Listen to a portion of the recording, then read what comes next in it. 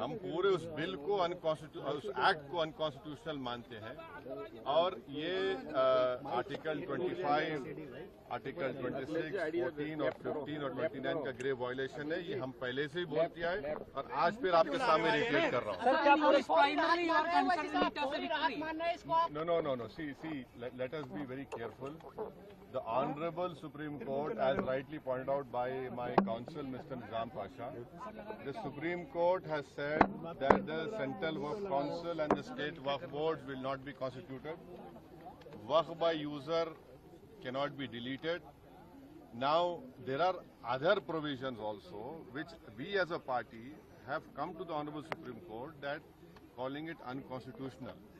Now, whenever it will be heard, our counsel, Mr. Nizam Pasha, on behalf of me, will be arguing it.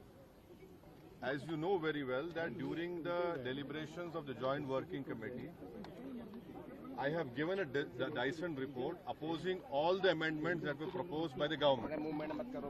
And during the debate in the Parliament on the consideration or passing of that bill, I have opposed each and every amendment. I have called it unconstitutional.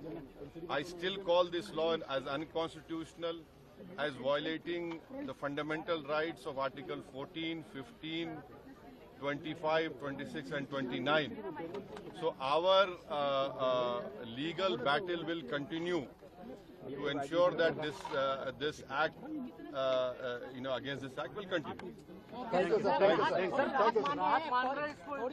देखिए सवाल देखिए आपको पूरे उस कानून को समझने की जरूरत है।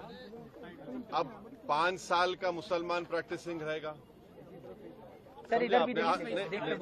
5 साल प्रैक्टिसिंग मुसलमान का तो रहेगा। अब उसको कौन डिसाइड करेगा?